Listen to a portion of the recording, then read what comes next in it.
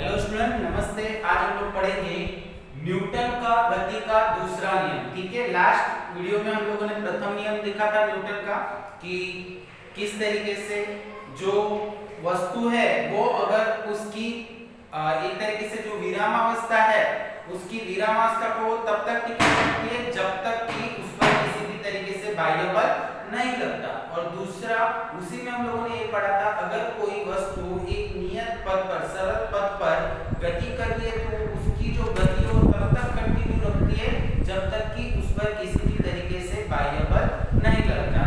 आज हम लोग सेकेंड नियम जो है वो पढ़ेंगे। क्या है गति का द्वितीय नियम? तो गति का द्वितीय नियम कहता है कि किसी वस्तु के संवेग में परिवर्तन की दर उस पर लगने वाले असंतुलित बल की दिशा में बल के समानुपातिक होती है। अब तुम लोग बोलोगे सर कल का तो बढ़िया था, आज का ये थोड़ा जो परिभाषा आपने बताई है गति का जो द्वितीय नियम बताया वो थोड़ा कंफ्यूजिंग है। ऑब्वियसली ये थोड़ा सा हार्ड नियम है। जो फर्स्ट और थर्ड लॉ है गति का वो बहुत इजी है, सेकंड भी इजी है बट पढ़ने में टफ जाता है। बट एक बार समझ लोगे तो ये भी बहुत इजी है। इसको हम लोग अगर तोड़कर पढ़ेंगे तो ये हमको बहुत इजी समझ में आएगा। जैसे कि संवेग में परिवर्तन की दर, ठीक है। अब संवेग में परिवर्तन की दर यानी क्या, तो उसको सबसे पहले हम लोग समझते हैं संवेग यानी क्या। ठीक है, तो संवेग यानी क्या? तो संवेग यानी द्रव्यमान गुणा वेग। ठीक है, इसको हम लोग बोलते हैं संवेग। द्रव्यमान को क्या किससे दर्शाते हैं? स्मॉल m से। और वेग को किससे दर्शाते हैं? स्मॉल v से। ठीक है, तो संवेग यानी क्या? तो संवेग यानी द्रव्यमान गुना वेग। तो द्रव्यमान गुना वेग को हम लोग बोलते हैं संवेग। और संवेग को दर्शाते हैं p से। तो p क्या हो जाता है? m into v। अगेन द्रव्यमान यानी क्या? द्रव्यमान यानी मास, कितना वजन है उसका, तो उसका जो एकक आएगा वो कितना आएगा? Obviously kilogram. वेग यानी स्पीड उसकी बोल सकते हैं हम लोग। तो स्पीड तो मान लेते हैं वो है मीटर पर सेकेंड। ठीक है, क्या होती है उसकी स्पीड? मीटर पर सेकेंड। तो यहाँ पे p का जो एकक बनेगा वो होगा किलोग्राम मीटर पर सेकेंड। तो ये है संवेग। ठीक है, तो हमें क्या पढ़ना है? संवेग में परिवर्तन की दर। अच्छा, इसको डिटेल में बाद में समझेंगे। सबसे पहले तो संवेग यानी क्या ये माइंड में क्लियर हुआ। तो संवेग यानी क्या? द्रव्यमान और वेग के गुणनफल को, गुणाकार को हम लोग क्या बोलते हैं? हम लोग बोलते हैं उसको संवेग। फॉर एग्जांपल एक रास्ता है, ठीक है, उस एक रास्ते पे एक बच्चा है खड़ा हुआ है, ठीक है, और मान लेते हैं यहां से एक साइकिल जो है वो क्या कर रही है? उसकी ओर गति करके आ रही है। ठीक है, मान लेते हैं ये जो साइकिल है उसकी ओर 5 किलोमीटर पर आवर की गति से क्या कर रही है? गति करके उसकी ओर आ रही है। तो क्या उस बच्चे को चोट लगेगी? ऑब्वियसली नहीं, नेगलेक्ट कर सकते हैं, बहुत कम चोट लगने की चांसेस है। But at the same time अगर हम लोग मान लेते हैं कि यहाँ पर एक ट्रक उसकी ओर गति करता हुआ आ रहा है, तो मान लेते हैं यहाँ पे एक ट्रक उसकी ओर क्या कर रहा है? वही 5 किलोमीटर पर आवर की गति से उसकी ओर आ रहा है। तो क्या उसको चोट लगेगी? ऑब्वियसली लगेगी। क्यों?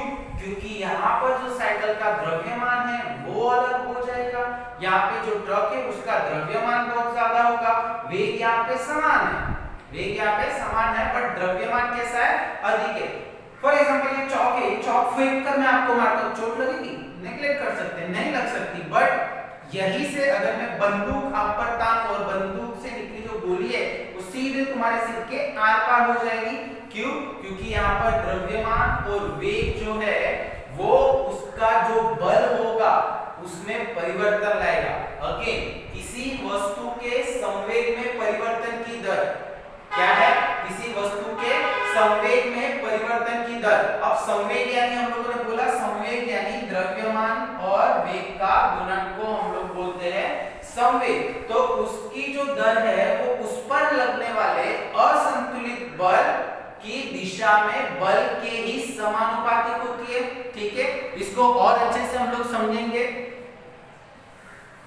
तो आई थिंक ये आपका क्लियर है कि संवेग इज इक्वल टू द्रव्यमान इनटू वेग। अब मान लेते हैं एक बॉल है, ठीक है, जो प्रारंभ में उसका जो द्रव्यमान है वो m है और कुछ देर के बाद भी उसका जो द्रव्यमान है वो क्या रहेगा, m ही रहेगा, क्योंकि द्रव्यमान तो बदलेगा नहीं। तो मान लेते हैं प्रारंभ में उसका जो वेग है वो कितना है u, और कुछ देर के बाद उसका जो अंतिम वेग है वो होगा v। ये तो हम लोगों ने एक चैप्टर में पढ़ा कि प्रारंभिक वेग को u और अंतिम वेग को हम लोग बोलते हैं v।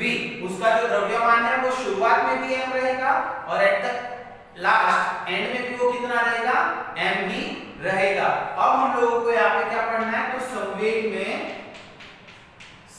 में परिवर्तन की दर। ठीक है, अब संवेग में परिवर्तन यहाँ पे ये जो है वो है हमारा p1, ठीक है, और ये कुछ देर के बाद जो है वो हुआ हमारा p2। क्या हुआ, p2। तो संवेग में परिवर्तन की दर को हम लोग मापेंगे जब p2 में से p1 को माइनस करेंगे तो हमारे पास क्या आंसर आएगा, p2 में से जब p1 को माइनस करेंगे तो आंसर क्या आएगा, तो भाई p2 हमारा क्या है mv, ये हुआ pt, p2 और p1 हमारा क्या है mu। ठीक है, p2 हुआ हमारा mv, क्योंकि ये अंतिम वेग है तो अंतिम में उसका जो द्रव्यमान है वो तो वही रहेगा, बट वेग कितना हो जाएगा, v हो जाएगा, और प्रारंभ में कितना u, तो p1 आएगा mu। अब यहाँ पे हम लोगों ने लगाया है दर।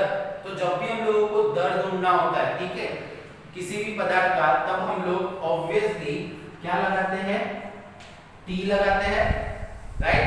यहाँ पे क्या लगेगा, t लगेगा। तो यहाँ पे हमारा संवेग में परिवर्तन की दर जो है वो क्या कहलाएगा, mv minus mu upon t।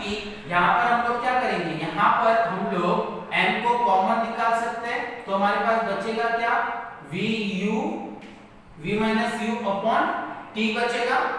क्या बचेगा हमारे पास, mv minus u upon t। अब यहाँ पर क्या बोला है, किसी वस्तु के संवेग में परिवर्तन की दर। अब परिवर्तन की दर हमारे पास आ गया है mv minus u upon t।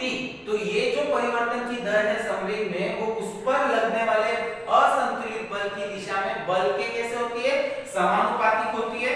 तो यहाँ पर मैं लिख देता हूँ बल क्या होगा, F मान लेते हैं, जो बल है लिख देता हूँ यहाँ पे, मान लेते हैं कि बल क्या है, F है। तो बल समानुपातिक है किसके, संवेग में परिवर्तन की दर के। तो संवेग में परिवर्तन का दर क्या है, तो mv minus u upon t है, राइट। तो जो बल है वो समानुपातिक है संवेग में परिवर्तन के दर के। अब अगर तुम लोगों को ये याद हो, v minus u upon t, अगर ये आपको याद हो तो आपको यहाँ पर ये जो त्वरण है, 8 में हम लोगों ने पढ़ा था त्वरण A is equal to v minus u upon t। ठीक है, v minus u upon t। अब ये जो v minus u upon t है ये क्या है भाई, तो ये है वेग में परिवर्तन। ये क्या है, वेग में परिवर्तन, जो हमने 8वां चैप्टर पढ़ा था उसमें आया था कि वेग में परिवर्तन को क्या बोलते हैं, v माइनस u, यानी अंतिम वेग माइनस प्रारंभिक वेग और उसका दर यानी क्या, t।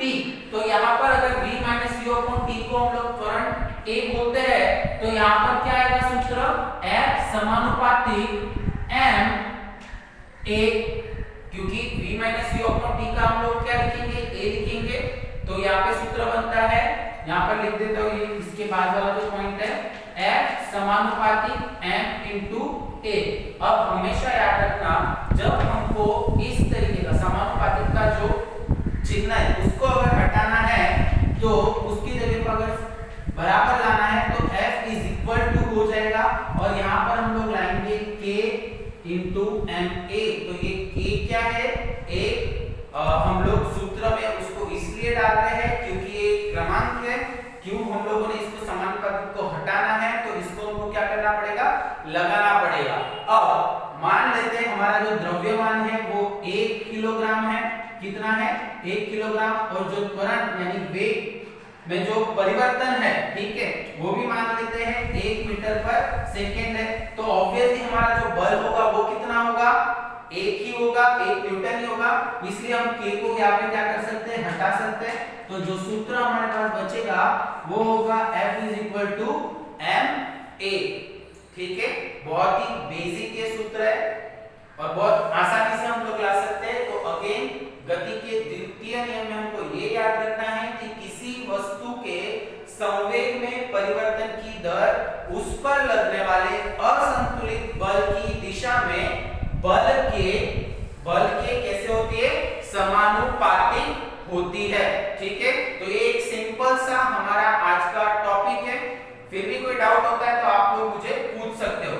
अगेन यहाँ पे संवेग यानी क्या, तो द्रव्यमान, संवेग इज इक्वल टू द्रव्यमान इनटू वेग, p is equal to mv हो जाएगा। यहाँ पे हम लोगों ने देखा किस तरीके से संवेग में परिवर्तन की दर को हम लोग माप सकते हैं। तो संवेग में परिवर्तन की दर को क्या करेंगे, p2 p1, यहाँ पे p1 है, यहाँ पे p2 है, तो p2 में से p1 को क्या कर देंगे, माइनस कर देंगे। तो p2 का आता है mv, p1 का आता है mu अपॉन t। ठीक है, तो यहाँ पे m को हम लोगों ने क्या किया, कॉमन निकाला, तो बचा क्या, v minus u upon t। v minus u upon t को हम लोग त्वरण कहते हैं, a is equal to v minus u upon t होता है। तो यहाँ पे इसकी जगह हमने लिख दिया a, तो बल समानुपातिक ma। फिर इसको हटाने के लिए, समानुपातिक के चिन्ह को हटाने के लिए हम लोगों ने क्या किया, k लगाया, और लास्ट में हमारे पास बचा F is equal to m। ये तो आज का ये हमारा टॉपिक यही था।